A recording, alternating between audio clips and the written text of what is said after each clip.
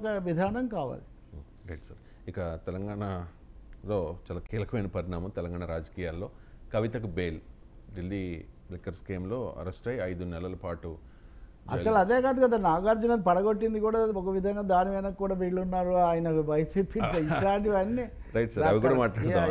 ఇప్పుడు YCP social media విపరీతంగా troll చేస్తుంది. జగన్ నాగార్జున ఫ్రెండ్స్ కాబట్టి చేశారు. అంటే చెరువు నిజం కదా, అక్కడ ఆక్రమణ నిజం కదా, ప్రతిదీ మా కాళ్ళతో చూడమంటే ఎలా కుదురుతుంది? అదే సార్, అంటే జగన్కి నాగార్జునకి మంచి మిత్రత్వం ఉంది అనేది అందరికీ తెలిసిన విషయం. జగన్మోహన్ రెడ్డి రాజశేఖర రెడ్డి ఉన్నప్పుడు కూడా ఆయన అడ్వర్టైజ్మెంట్ చేసేవాళ్ళు ఉండొచ్చు. ఏ జగన్కి ఎవరు మిత్రులుగా ఉండకూడదని వీళ్ళు ఎలా చెప్తారు? చంద్రబాబుకు మిత్రులు ఉన్నట్టే. అంటే ఇది పర్సనల్ ఎజెండా రేవంత్ రెడ్డిది అని కొంతమంది.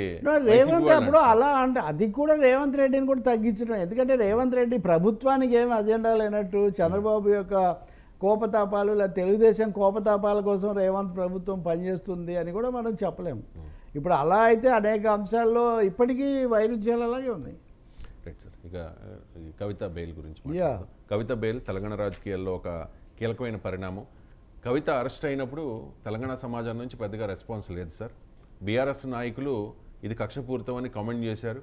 ఇలా వెళ్ళి అలా వచ్చేస్తారు అని చెప్పి కాంగ్రెస్ నాయకులు అన్నారు. ఎందుకంటే బీజేపీ బీఆర్ఎస్ ఒకటే కాబట్టి వాళ్ళు మ్యాచ్ ఫిక్సింగ్ అయిపోయి కవితకు బెయిల్ వచ్చేస్తుంది, అసలు అరెస్టే కారు అని కూడా కామెంట్ చేశారు కదా సార్ ఎలక్షన్స్కి ముందు, తెలంగాణ ఎలక్షన్స్కి ముందు.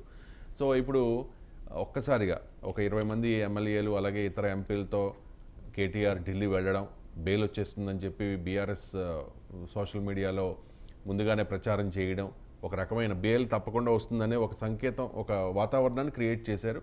అలాగే బెయిల్ వచ్చేసింది. సో కవితకు బెయిల్ వచ్చేసిన తర్వాత నేను చాలా అగ్రెసివ్గా మాట్లాడారు. నేను కేసీఆర్ బిడ్డను కాబట్టి తప్పు చేయను, వడ్డీతో సహా చెల్లిస్తాం, భారీ మూరీలను చెల్లించుకుంటారు అని చెప్పేసి. ఎవరికి వడ్డీతో చెల్లిస్తారు, ఎవరు భారీ మూల్యం చెల్లించుకుంటారు, తన అరెస్టు అక్రమము అని అంటూ ఉన్నారు కాబట్టి ఎవరు చేశారు అనే దాని మీద చాలా పెద్ద డౌట్ ఉంది సార్ తెలంగాణ సమాజానికి. ఎందుకు అంటే బీఆర్ఎస్ బీజేపీ ఒకటే అని చెప్పి కాంగ్రెస్ అంటూ ఉంటే, బీఆర్ఎస్ కాంగ్రెస్ ఒకటని చెప్పేసి బీజేపీ వాళ్ళు అంటూ ఉన్నారు. ఎందుకు కవిత అరెస్టు అక్రమం అయితే దాని వెనక ఉన్నది ఎవరు అనేది పెద్ద క్వశ్చన్. మీరు బెయిల్ గురించి కదా ఇప్పుడు చర్చించాలి. అరెస్ట్ అయిపోయి ఆమె బెయిల్ మీద బయటకు వచ్చారు. అదే సార్, ఇప్పుడు బెయిల్ వెనక ఉన్నది ఎవరు అన్నది ఇప్పుడు చర్చ.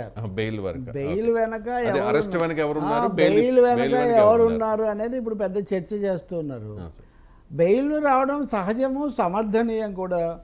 ఇప్పుడు ఎందుకంటే సిసోదియాకు వీళ్ళందరికీ బెయిల్ వచ్చిన తర్వాత కవితకు రాకపోవడం 5 నెలలు అక్కడ ఉండి, ఒక విషయం రవి, అది జగన్మోహన్ రెడ్డికి బెయిల్ వచ్చినా, చంద్రబాబు నాయుడుకు బెయిల్ వచ్చినా, ఇప్పుడు కవితకు వచ్చినా, మొన్న కేజ్రీవాల్కి వచ్చినా బెయిల్ రావడం చట్టబద్ధం, బెయిల్ రావడం రాజ్యాంగబద్ధం.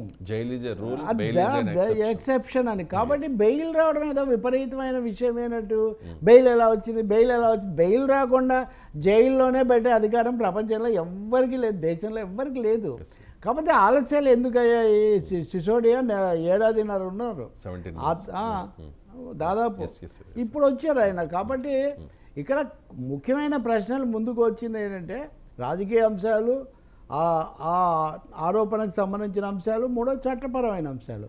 చట్టపరంగా సుప్రీంకోర్టు జస్టిస్ గవాయ్ చాలా స్పష్టంగా చెప్పారు, మీరు మీ దగ్గర ఆధారాలే ఏం లేవు, మీరు డబ్బు ఎక్కడి నుంచి ఎక్కడికి ప్రయాణించిందో మీరు చెప్పలేకపోతున్నారు, ఫోన్ మార్చారు, లేకపోతే ఫార్మాట్ చేశారు, లేకపోతే మెసేజ్లు తీసేశారు, ఇవన్నీ ఏ విధంగా ఆధారాలు అవుతాయని ఆయన తీవ్రంగా ప్రశ్నించారు.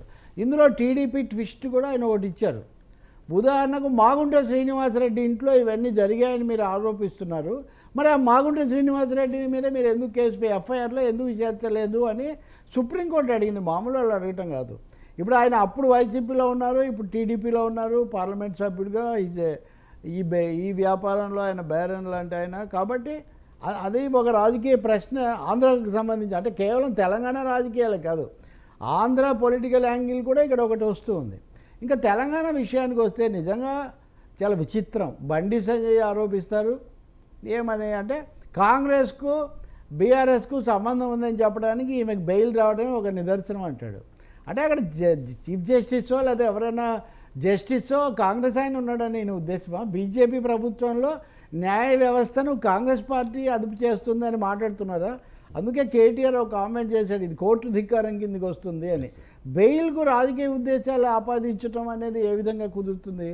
ఇక మూడోది, బీజేపీతో చేతులు కలిపినందువల్లే వీళ్ళకు బెయిల్ వచ్చిందని కాంగ్రెస్ నాయకులందరూ వరుసగా మంత్రులు కానీ లేకపోతే ఆయన ఎవరు జగ్గారెడ్డి లాంటి వాళ్ళు కానీ ఇలా మాట్లాడుతున్నారు. వీళ్ళకు ఒక విషయం చెప్పాలి, కాంగ్రెస్ బీఆర్ఎస్ కూడా కలిసి సుప్రీంకోర్టుకి వెళ్ళాయి. ఈ కేసులు పెట్టి అక్రమంగా వేధిస్తున్నారు, వీటి నుంచి బయట పెట్టమని. కాంగ్రెస్ బీఆర్ఎస్ ఒకటే ఇట్లాంటి వాటిని వ్యతిరేకించడంలో, బీజేపీ మోదీ ప్రభుత్వం వీటిని దుర్వినియోగం చేస్తున్నాయని. సో రేపు కేసులో ఎలా వాదిస్తారు, ఎలా గెలుస్తారు, లేకపోతే ఎవరు గెలుస్తారు అనేది వేరే ప్రశ్న. కానీ కాంగ్రెస్ పార్టీ ఒక ప్రధాన ప్రతిపక్షంగా ఉండే దేశంలో బీజేపీని ఏదో పరోక్షంగా బలపరుస్తున్నట్టుగా. సో ఈ మూడు ముక్కలాట తెలంగాణ ప్రజలను గందరగోళపరచడానికి తప్ప ఇంకొక అందుకేమి ఉపయోగపడదు. బీఆర్ఎస్ వల్ల బీఆర్ఎస్ కాంగ్రెస్తో ఉందని వాళ్ళు, బీజేపీతో ఉందని వీళ్ళు, ఎవరితో ఉన్నారు అనేది రేపు పొద్దున ఎన్నికలు అవి ఇవి ఏమైనా వస్తే మనకు తెలియాల్సిందే. అంతవరకు ఈ దాగుడు మూతలు కొనసాగుతూనే ఉంటాయి. కానీ దానికంటే ముఖ్యమైనది ఏంటంటే కేసీఆర్ క్రియాశీలం అవుతారు కవిత బయటకు వచ్చిన తర్వాత. ఎందుకు కేసీఆర్ క్రియాశీలంగా ఉండట్లేదు, శాసనసభకు రావట్లేదు, ఆయన దూకుడు ప్రదర్శించట్లేదు అంటే ఆ బాగా సన్నిహితులు ఆంతరంగికులు చెప్పేది కవిత అరెస్ట్ కావడం అనేది ఆయన్ను మానసికంగా బాగా దెబ్బతీసింది. కవిత బయటకు వస్తే కానీ కేసీఆర్ మళ్ళీ పాత కేసీఆర్ను మీరు మళ్ళీ తిరిగి చూడరు అని. ఇప్పుడు ఆమె బయటకు వచ్చారు, మీరు అన్నట్టుగా వడ్డీ చెల్లిస్తున్నారు, వడ్డీ ఏంటో అసలేంటో మరి ఏ బ్యాంకులో చెల్లిస్తారో, మన రాజకీయ బ్యాంకు ఎవరికి చెల్లిస్తారో ఎందుకు అస్పష్టత మెయింటైన్ చేశారు కవిత? చెప్పేయచ్చు. ఇప్పుడు కవిత కేంద్రాన్ని అనాలి లేదా రాష్ట్రాన్ని అనాలి, పోలీసు ఎవరిని అనకుండా దాగుడు మూతలతో ఎందుకు మాట్లాడుతున్నారు అంటే దాగుడు మూతలు దాగి ఉన్నాయి, ఇందులో సందేహమే లేదు. అది మోదీ ప్రభుత్వం యొక్క దాగుడు మూతలు, సిబిఐ ఈడీల యొక్క దాగుడు మూతలు. ఇప్పుడు ఇందాక నేను చెప్పినట్టుగా తెలుగుదేశము వైసీపీ నాయకుడుగా ఐఎంపీ ఉన్న వ్యవహారాలు. So they are more than meets the eye అంటారు చూడండి. కంటికి కనిపించేదానికంటే కనిపించని రాజకీయం చాలా ఉంది. బట్ ఎనీవే కేసీఆర్ నిజంగా మళ్ళీ కూతురు వచ్చాక ఆమెకు నిన్ననే ఫోన్ చేశారనేది మనం చూస్తున్నాం. ఆయన మళ్ళీ క్రియాశీల బాగా యాక్టివ్ ప్రొఫైల్ తీసుకొని దూకుడుగా వస్తే తెలంగాణ రాజకీయాల్లో కొంత మార్పు వస్తుంది. అలాగే బీజేపీతో కలిసిపోతారా లేదా అనే ఒక పెద్ద ప్రశ్న కూడా. బీజేపీ ఇంతవరకు ఆ విషయంలో ఏం సంకేతాలు ఇవ్వడం లేదు. అందులో కలుపుకోవాలనే వాళ్ళు ఉన్నారు, వద్దనే వాళ్ళు కూడా ఉన్నారు. పార్టీ కలిసిపోదు. జగ్గారెడ్డి చెప్పాడు అది కలవడమో పొత్తు పెట్టుకోవడమో చేస్తారని. పొత్తు పెట్టుకోవడం అనేది ఒక పాజిబిలిటీ, బట్ అది రాజకీయ పరిణామాల మీద ఆధారపడి ఉంటుంది. సో కేసీఆర్ ఇప్పటికైనా బయటకు వచ్చి ఎలా స్పందిస్తారు, అలాగే ఎవరి మీద ఆయన ఆరోపణ చేస్తారో, ఆయన కూడా ఇలాగే మాట్లాడారనుకోండి, మనం సంథింగ్ ఈజ్ గోయింగ్ ఆన్, తెర వెనుక రాజకీయం ఏదో నడుస్తూ ఉంది అని మనం చెప్పుకోవాల్సి వస్తుంది. బట్ బీజేపీకి సంబంధించినంతవరకు ఢిల్లీలో ఆప్ను ఎదుర్కోవటం వాళ్ళ ప్రధాన బాధ్యత కాబట్టి, ప్రధాన అవసరం కాబట్టి వాళ్ళు వ్యతిరేకంగానే ఉంటారు ఈ విషయంలో.